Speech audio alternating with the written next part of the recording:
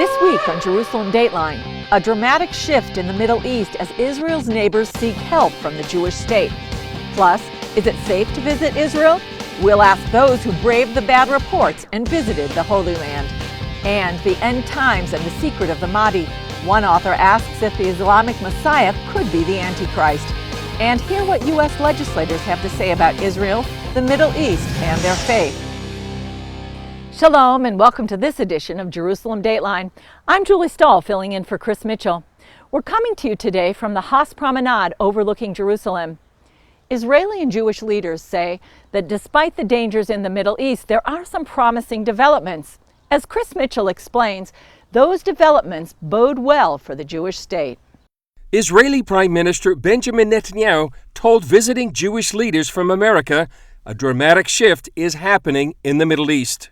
Major Arab countries are changing their view of Israel. That is, that they don't see Israel anymore as their enemy, but they see Israel as their ally, especially in the battle against militant Islam with its two fountainheads. The militant Islamists led by Iran and the militant Islamists led by Daesh. That new relationship was evident when major Jewish leaders from America met with the presidents of Turkey and Egypt. There's a wind of change in the region. I think there are new opportunities. Malcolm Hoenlein led that Jewish delegation to Cairo and Ankara. The difficulties and challenges of the region, terrorism, the ISIS threat, the role of Russia and Iran and others in the region are driving countries to reassess their relationships with Israel. And I think they've come to see that Israel has a lot to offer, whether it's the problems of water or agriculture or fighting terrorism.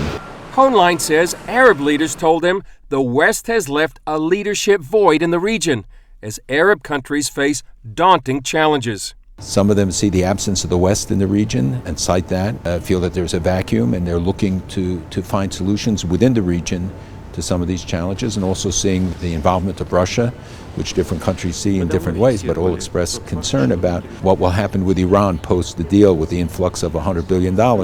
What role will they play in destabilizing the region? Hoenlein says in the midst of these challenges, they see Israel as an ally. There are ways that we can be of help, and I think building relationships with Egypt, with other countries, with the Gulf, with Turkey, and helping move them in the right direction. Again, it won't be an instantaneous change. There are opportunities, though, to counter the extremist forces because all of them see that they are endangered by it as well. Chris Mitchell, CBN News, Jerusalem. When many people consider a trip to Israel, they wonder, is it safe? But as Chris Mitchell reports, most people that make the trip find it a destination beyond their expectations. Much of the world only knows Israel from what it sees on television news or reads on the web. That typically includes images of violence and words like oppressed. But what's it really like in Israel?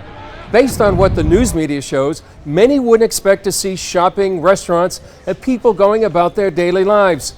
For example, this is the Mamilla Mall, just outside the walls of the old city. It's a combination of restaurants, shops, and cafes.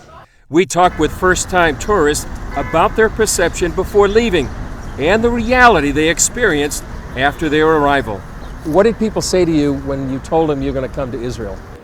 They questioned it. They said, do you really want to do that? Is it safe? Did they say you were crazy? That was a very common comment. Are you crazy? And I said, no.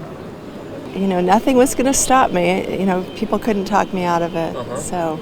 And how did you feel before you came? What was it like? Probably a little apprehensive, but excited. You know, we just couldn't wait to see where Christ has walked, and it was more than I expected. It was amazing.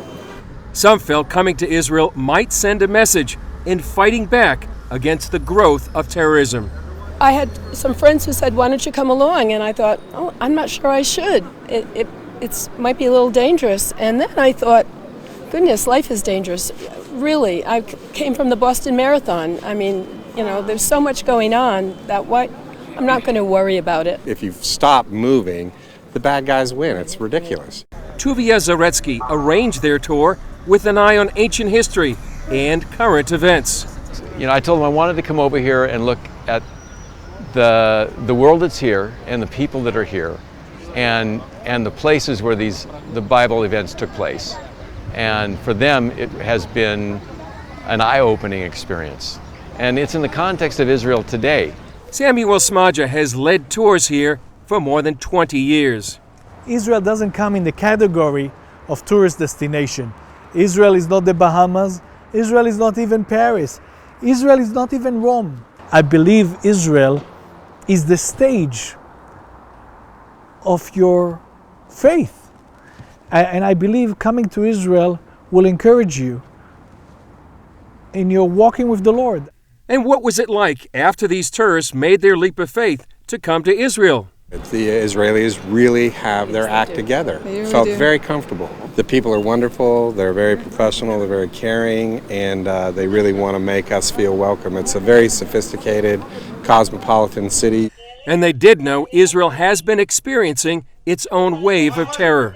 They told us there are places you definitely don't want to go, but there are places in any city in the United States you don't want to go to. Jerusalem Mayor Nir Barkat told CBN News, despite the current violence, Jerusalem is a safer city than most. We have the best police in the world, we have the best security forces. Per capita, we're safe as London when you really check the numbers. So actually when I fly to America, I pray to come back home safely to Jerusalem because the crime rates in America are 6 times more per capita than in Jerusalem. And how did these Christian pilgrims feel after walking in the footsteps of Jesus? Oh, it was quite moving. It brought me to tears a few times. There's not another feeling like walking where Christ has walked. I don't think I'll ever read the Bible the same way anymore. Yes. I've been so moved by being here. I would not trade it for anything. It also brought the Bible to life. For me, it really tied the Old Testament and the New Testament together in ways that I could not have done had I not come here and seen the geography and appreciated the history. I really believe that after you come to Israel, you'll never be the same. For several reasons. First of all, you'll read the Bible in a different understanding. You'll be able to visual whatever you read. And you'll be able to understand the Jewish Christian background of the Word of God, and you'll see how deep your faith is. And my prayer is that when you come to Israel, you will leave here praying for the peace of Jerusalem. And what would these 5 say to those who warned them not to come? I would say you've got to go. It's incredible. It's safe and a wonderful experience. We were already talking about coming a second time and maybe bringing either our kids or our grandkids because we really want them to experience being here. Chris Mitchell, CBN News, Jerusalem. Up next, could the Islamic Messiah known as the Mahdi actually be the Antichrist? We'll talk to one author who thinks that's the case.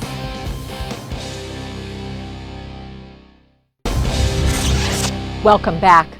A popular pastor has a new book out showing how most violent Muslims are trying to bring their Messiah into the world. But Dr. Michael Youssef suggests the shocking surprise that that figure could turn out to be the Antichrist. Paul Strand has more from Atlanta. Over the centuries, people have guessed wrong again and again that the Antichrist, that ultra-violent world dictator, was soon to appear. But Dr. Michael Youssef of the Global Outreach Ministry leading the way believes only now are conditions set for the coming of that evil one. What Dr. Youssef's found and talks about in End Times and the Secret of the Mahdi is how what's going on in our world right now is leading straight towards those events prophesied in the book of Revelation. I came with the conclusion that we are coming into that period of time like we have never seen before in history. Hailing from Cairo himself, Youssef deeply loves the Islamic people, but believes Islam is hurtling us toward the dark days of the Antichrist, as the promo for his book shows. He will lull the world into believing in him, even worshiping him as their Messiah.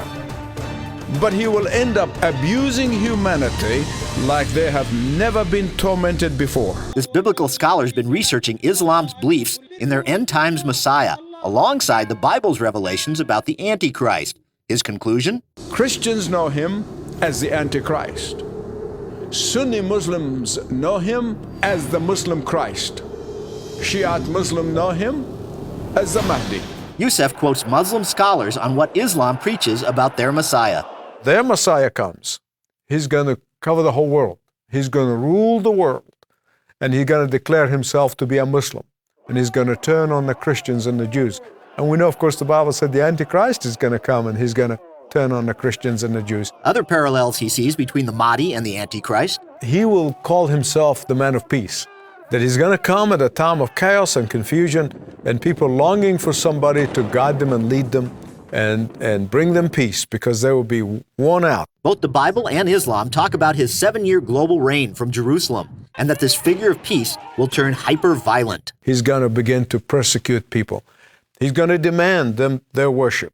Same thing on the other side, that he is going to kill everybody who does not worship him. Youssef says some Shiites have actually been trying to bring about the prophesied time of the Mahdi to make it happen themselves. He will appear when the world is in chaos, and he will bring peace.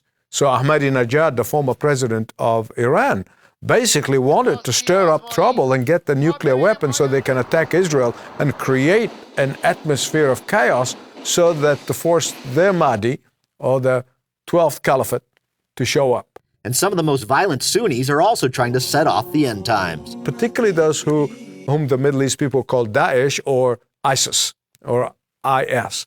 They also have that concept that when chaos and bloodshed reign supreme, and that's why they're shedding so much blood, that their Messiah will come. So if Pastor Youssef's belief is correct that this Muslim Messiah will be the Antichrist, it's the first time in history believers of a major religion have been actively working to bring him into the world and welcome him. But Youssef insists, do not fear. The Lord said, when you see these signs, lift up your head, because the day of your redemption is drawing nigh. And so far from being afraid and worried and concerned, we should be rejoicing. Many believe the Bible warns that the world will be deceived by Antichrist's global false religion, at first tolerating and bringing all religions together. In his book, Youssef talks about the already popular Coexist bumper sticker, with the Islamic crescent forming its C, the Jewish Star of David for X, the witchcraft or pagan pentacle dotting the I, the Taoist yin and yang symbol for S, and the cross of Christ as the T. Already, there is something that is rampant among mainline denominations called Chrislam. And there are churches in Canada and the United States where they read from the Quran as well as the Bible. But he adds that there's a way to be immune from false religion. If a person is a genuine believer in Jesus Christ, he will not be deceived. That the Holy Spirit is going to give us discernment, that we will be able to tell the difference. And though they may be cursed as intolerant, Youssef preaches it's time for Christians to insist Christ is the only way, not just one more option. We don't hate anyone. We love everyone. But there's only one name under heaven by which men and women can be saved, and his name is Jesus. What Dr. Youssef emphasizes when he broadcasts here from Leading the Way, or anywhere he goes, is that we Christians need not fear all those scary events in the book of Revelation, but we do have to go through that horrifying time of the Antichrist before we can get to the victorious return of our Christ. Paul Strand, CBN News, reporting from Leading the Way, Atlanta, Georgia. Coming up, are U.S.-Israel relations on solid ground? Hear what 3 members of the U.S. Congress have to say about that and how their Christian faith influences their work.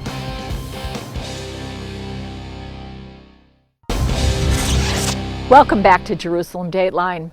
How solid are U.S.-Israeli ties? I had the opportunity to ask 3 visiting members of the U.S. House of Representatives recently. They also spoke to me about the role their faith plays in making decisions, their take on the Middle East, and what they did while they were here.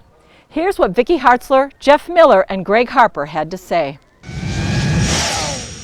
We went to the north and had the opportunity to see Iron Dome and David Sling, which is very important for their national defense here as well as potentially in the United States down the road. And so enjoyed seeing that. Of course, visited with Benjamin Netanyahu and the defense minister.